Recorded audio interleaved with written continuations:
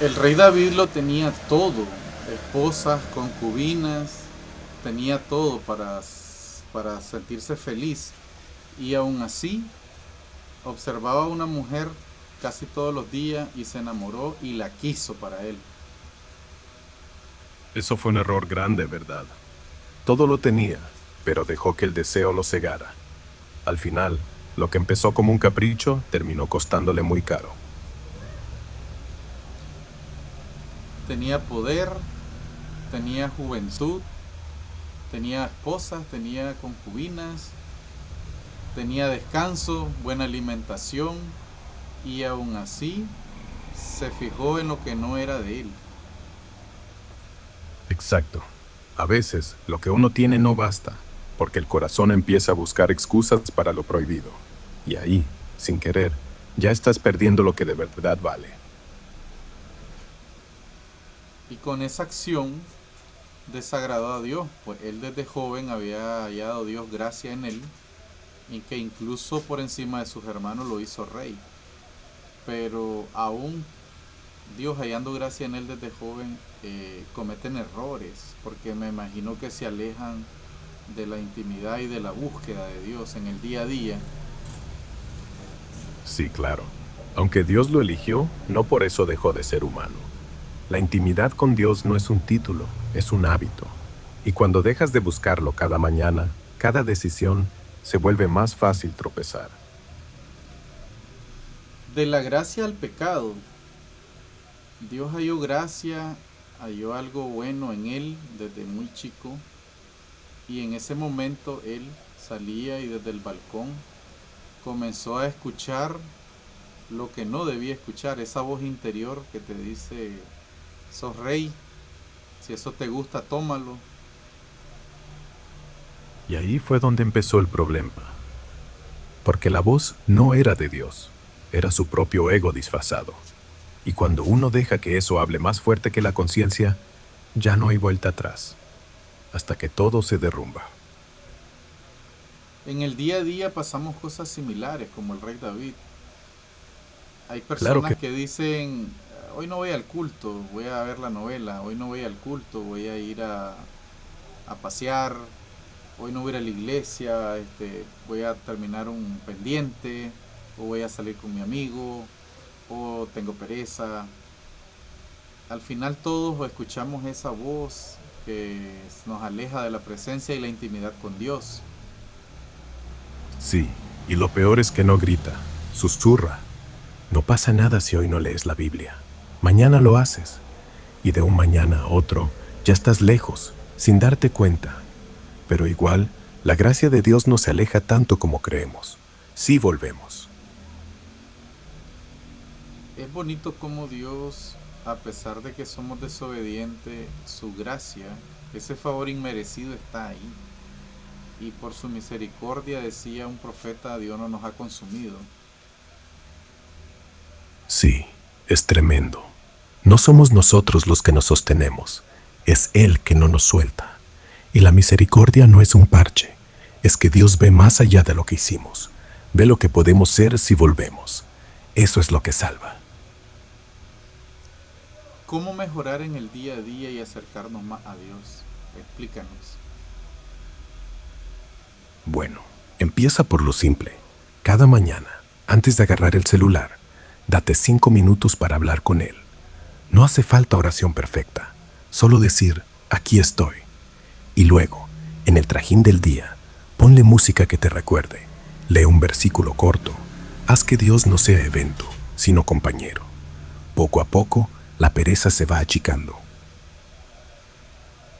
Somos muchas las personas alrededor del mundo que sí sabemos lo que es lo bueno, sí sabemos lo que hay que hacer, pero cuesta empezar a hacerlo. ¿Por qué?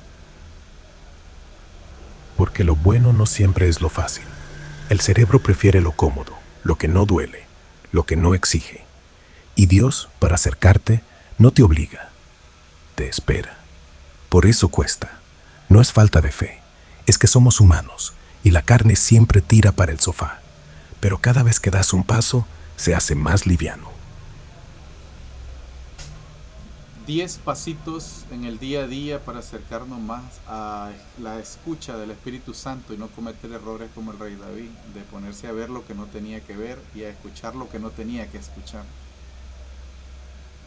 Primero, antes de dormir, pide: Dios, que mañana escuche solo tu voz. 2. Al despertar, lee un versículo, no más. 3. Cuando salgas, respira y di: camino contigo. 4. Si ves algo que te tienta, cierra los ojos y cuenta hasta 10. 5. Habla con alguien que te inspire, no que te arrastre. 6. Pon alarma a media mañana. ¿Qué me está diciendo el espíritu? 7. Antes de decidir, pregúntate: ¿esto lo haría delante de él? 8. No ignores la culpa, es él hablándote. 9. Al final del día, agradece aunque hayas fallado. 10. No te creas rey, cree que ya lo eres, hijo, no esclavo. Pasó algo interesante cuando él tomó a esa mujer que tenía esposo, mandó a traer al marido que era un alto del ejército de él y lo hizo venir para que durmiera con la esposa y tapar, ¿no?, el hecho. Pero el hombre hizo algo que él no se lo esperaba y es que él no durmió con la No, esposa, sino que se quedó fuera y eso le complicó las cosas. exacto. Si esa noche, en vez de salir al balcón, se hubiera quedado en la cama, abrazando a quien ya tenía, tal vez hoy no hablaríamos de su caída. A veces, el error no es lo que haces, sino lo que dejas de hacer. Nárranos ese momento donde el esposo de ella no quiso dormir con ella, aun cuando el rey lo mandó a llamar. Claro, el rey David, después de ya tener a Betsabé, pensó: mejor arreglo esto bien. Mandó llamar a Urías, el esposo. Ven, has venido de la guerra, descansa, come, ve a tu casa. Pero Urías, aunque era soldado, tenía honor. Dijo: no, mi señor, mientras mis hermanos duermen en el campo, ¿cómo voy a entrar a mi cama a gozar con mi mujer? Y ahí, el rey vio que no podía engañarlo con ternura. Así que empezó a planear algo peor.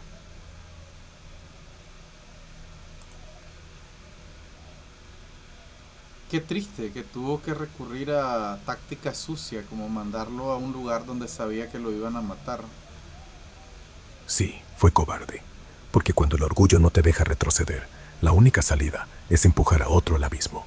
Y Urías ni siquiera sabía que era un peón. Eso duele. El rey, que Dios había ungido, se rebajó a asesino por no admitir que había fallado.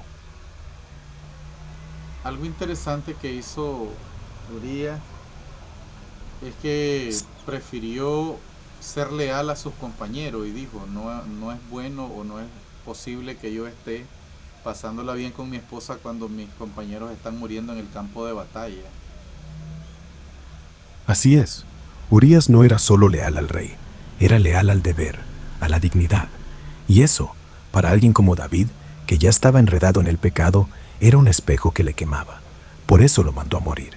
A veces, lo que más tememos no es el castigo de Dios, sino vernos reflejados en la rectitud de otro. Toda acción tiene su consecuencia. Y vemos a David que luego en la imagen de fondo él está arrodillado, acongojado, preocupado, sabe que hizo algo malo, malísimo ante los ojos de Dios, tanto que causó la muerte de una persona recta. Sí, y ahí, arrodillado, no era el rey, era un hombre roto. No había trono que lo sostuviera. El peso del pecado no es solo culpa, es ver que con tu mano empujaste a un inocente al pozo y que Dios vio todo. Ese fue el momento en que empezó a pedir perdón de verdad. Creo que Dios tuvo misericordia de él porque él de verdad se arrepintió, pero aún cuando nos arrepentimos, como que siempre hay consecuencias, ¿no? Sí, siempre hay consecuencias. El arrepentimiento no borra lo que ya pasó. A David le perdonaron, pero perdió al hijo que tuvo con Betsabé. Y después, su familia se hizo trizas, violaciones, asesinatos, traiciones. Dios restaura, pero no hace como si nada. Eso es lo que nos salva y lo que nos asusta. Es como que Dios te sana, pero la cicatriz queda visible. Así es. La cicatriz no es castigo, es recordatorio, para que cuando la veas digas, casi me pierdo. Dios no quiere que olvides lo que cuesta alejarse de Él. Por eso, aunque ya no duela, la marca sigue ahí, para que no vuelvas a pisar el mismo clavo. De, de la gracia al pecado, o sea, David desde muy joven, Dios miró gracia en él, tanto que lo hizo rey, y años después él está arrodillado con muchos pecados encima, porque desde que dejó que la lujuria, el deseo, entrara en su cabeza y lo perpetrara en acción, hasta el punto de hacer varias acciones, hasta provocar la muerte de un hombre recto, ya ahí ya estaba en el pecado. Sí, y lo más fuerte es que no fue un pecado solo, fue cadena, mirada, deseo, mentira, adulterio, asesinato. Cada paso, él mismo se hundía más. Y Dios, que lo había levantado desde pastor, ahora lo veía hecho barro. Pero igual, cuando cayó de rodillas, no lo miró con desprecio, lo miró con amor. Y eso es lo que lo diferenció. No se quedó en el barro. Por mucho pecado o por mucha desobediencia que el ser humano haga delante de los ojos de Dios, pues todo está al descubierto ante Él. Aún así Él es tan lleno de amor, Él es amor puro que nos perdona en el día a día y en las cosas, no importa lo más feo y sucio que hayamos hecho, pero la clave está en de verdad arrepentirse de haber hecho ese pecado y no seguirlo haciendo más. Exacto, porque Dios no es contador de errores, es Padre que espera con los brazos abiertos. Pero el arrepentimiento no es solo decir lo siento, es voltear, dejar el lodo y no volver a revolcarte. Ahí está la diferencia. No se trata de lo que hiciste, sino de si dejas que te siga definiendo. ¿Qué nos dice Jesús a todos y cada una de las personas que hemos pecado? Que no importa cuán profundo haya sido el pozo, Él ya bajó por ti. Te dice, ni te condeno, vete y no peques más. No es un perdón barato, es uno que te levanta, te limpia y te dice, ahora vive diferente. Eso es todo. ¿Cómo hacer para que las personas, cuando Dios perdone, boten la carga y de verdad crean que ya fueron perdonados y no volverlo a hacer? Primero, hay que creer que cuando Dios dice perdonado, no hay letra chica, no es un perdonado, pero acuérdate, es total. Segundo, bota la carga diciendo en voz alta, Señor, esto ya no es mío.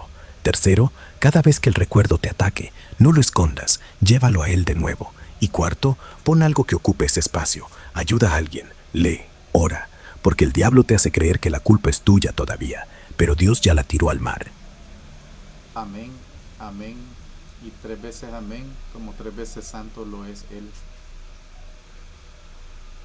Amén, amén y amén.